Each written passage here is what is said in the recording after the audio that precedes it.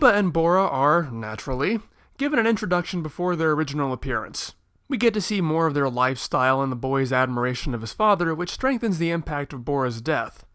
Apparently, Karting Tower is near a volcano in this continuity, and the Dragon Ball is near it, until the volcano erupts and propels the ball to where Upa and Bora are. Around this point, the series gets a slew of new music, one of which is a really tender, touching piece for Upa and Bora. Honestly, it's probably used far too often around this point, but it's hard to blame them. Most powerfully, it's used for Bora's death and Goku's resultant rage. It serves as a wonderfully painful counterpoint to the events.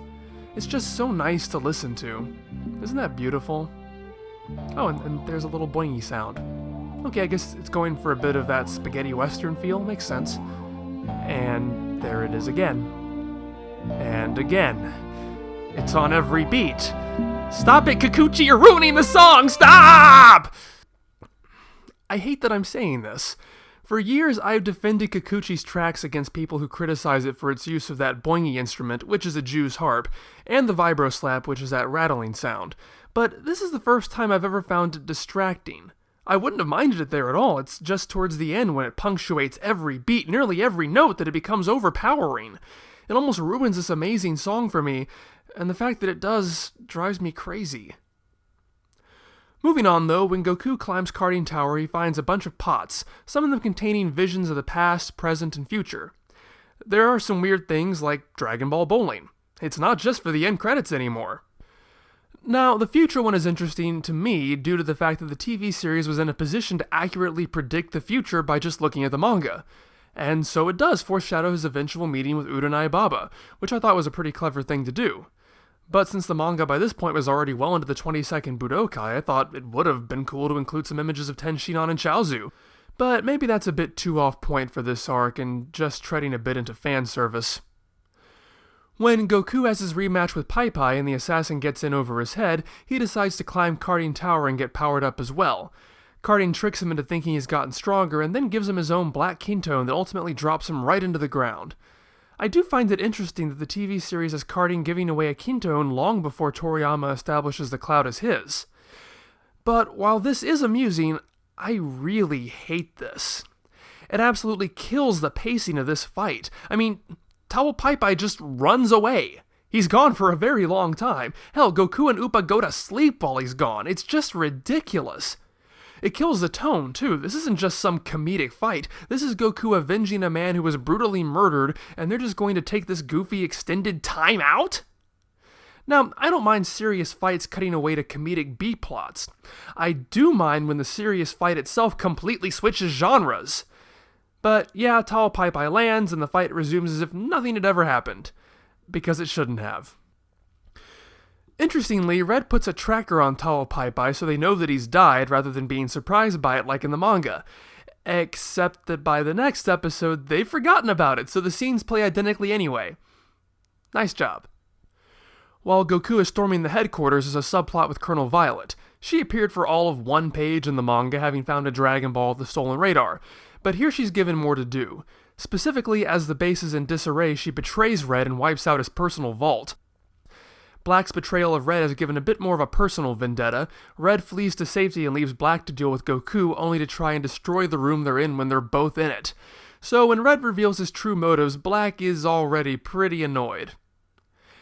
There's a weird scene during the Uranai Baba section where she lures Goku away into a room, feeds him a lot, and then tries to recruit him, and then nothing ever comes of it, and it's never mentioned again. For Yamcha's fight against Mummy-kun, he keeps going for quite a bit longer. There's a very touching moment when Puar, in tears, flies into the arena and tries to fight him off to no avail. But unlike in the manga, Yamcha never gives up. It takes Mira-kun actually throwing Yamcha to his death in the acid below to end the fight. Goku takes out his Noibo to stop Yamcha mid-fall, at which point he's disqualified. I don't know if one's really better than the other, but I appreciate what they were trying to do. So, remember all that time I spent talking about the inconsistencies between the sack and the backpack? Well, apparently the TV staff noticed some of it too because, hey look, they remembered the backpack! And just in my own defense, most of this Red Ribbon TV stuff I only saw for the first time this year. I was not setting up that pin to knock it down here. There's an added scene while Goku is taking Appa back to Bora's grave wherein Yamcha asks the Muten Roshi if he can become his disciple, but the old man turns him down, saying that with 2 pupils his hands are already too full. Bulma comes to her boyfriend's defense and balks at this, then employs strategy, mentioning how much time she would have spent with them lounging at the beach. At this, the Muten Roshi accepts Yamcha as his pupil.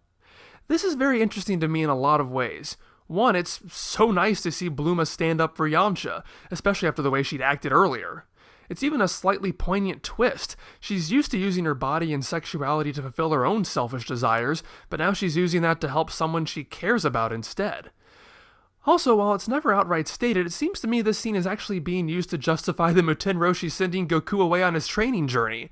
I mean, think about it. He says that 3 pupils would be too many, he accepts Yamcha, and then he immediately sends Goku away for 3 years. Just think about that the next time the Muten Roshi gives a speech about seeing the world and blazing a trail. I will say, though, that the whole thing makes Yamcha's acceptance feel a little less special.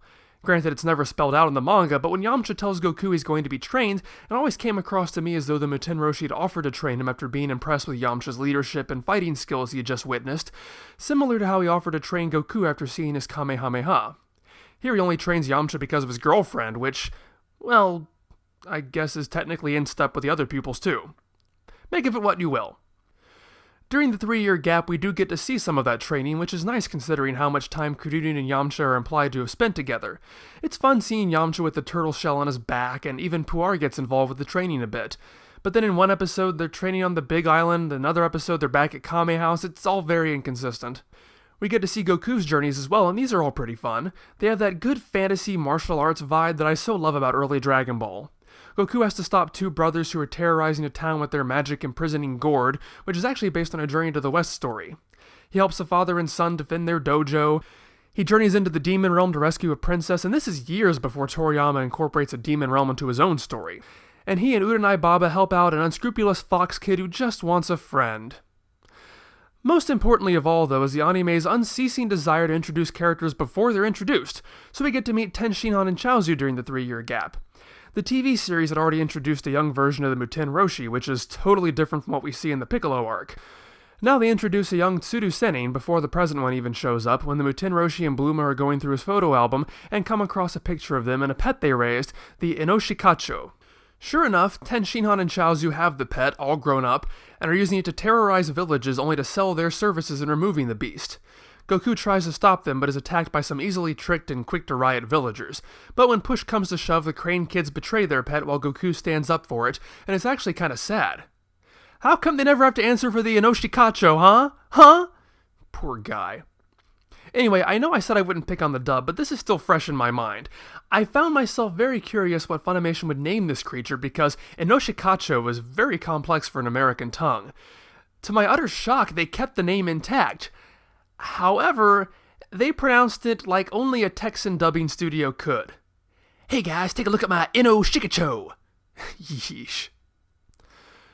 Now it's time to take a look at the 2 main villains of this arc. Just like with Silver, Commander Red's face is not seen in his early appearances. Unlike with Silver, this actually makes sense since Red is a shadowy, far-off threat. Also, like the best Bond villains, Red is given a pet to menacingly stroke. In this case, it's some kind of vicious wombat thing. As for Black, in the manga he went by Buraku Hosa, which means Adjutant Black. In the TV series, they decided to go for a bit of a play on words by changing his title to Staff Officer, which resulted in his full designation being Black Sanbo. Black Sanbo. I'll just let that one speak for itself. Early on in the arc, the Dragon Balls themselves get a bit of a confusing backstory. Kame Sennin attempts to explain to Kuririn in lunch where the Dragon Balls come from, and according to him, they were once one single ball worshipped by the people until they began to fight amongst themselves over it, causing the gods to punish them by splitting it into 7 and scattering them across the world. Now, obviously this does not match at all with the history of the Dragon Balls we just saw will eventually get in the Piccolo arc, so this is often decried as another anime-induced plot hole. I suppose it's possible they assumed Toriyama would never reveal where the Dragon Balls come from and thought they had free reign to do what they wanted, only to later be proven wrong. But then again, this is presented as a legend, not first-hand knowledge, so there's nothing saying it has to be true. A rationalization or their actual intent? I guess we'll never know. Finally, there are a lot of insert songs in this arc. All of a sudden the show just explodes with them. General Blue gets the Red Ribbon Army song I use in the intro. There's a good one called With a Burning Heart, Defeat the Red Ribbon Army when Goku is heading to the base that serves as an extended flashback to the rest of the arc. It's padding, but it's really cool and it effectively builds excitement for the siege. And Goku himself even gets to sing one as he's heading toward the Western Metropolis. Then there's the awesome 80s pop ballad of Blue Travelers as Goku and Upa head to revive Bora. Really hits you in the feels. And those aren't even all the examples. Due to the length of this arc, I'm going to forego looking at voices or animation studios and just sum up here. During my original review of this arc, I suggested that people who didn't like the arc because they thought it went on for too long might have been influenced by the TV version. Now that I've actually seen the whole TV version, well, I'm not entirely sure. The new material is still leaps and bounds over what comes after it. Most of it is, anyway. But compared to the first two arcs, this is a very different beast. Full filler plots and stories, wholly rewritten elements, and while a lot of the filler is good and interesting, there is some that undermines the real story. I still think it's good overall, but it wavers. Would the TV version still win my top spot like its Toriyama written counterpart? We'll see.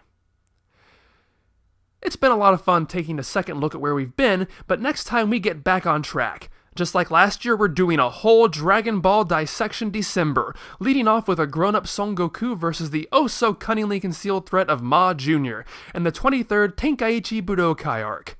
See you there!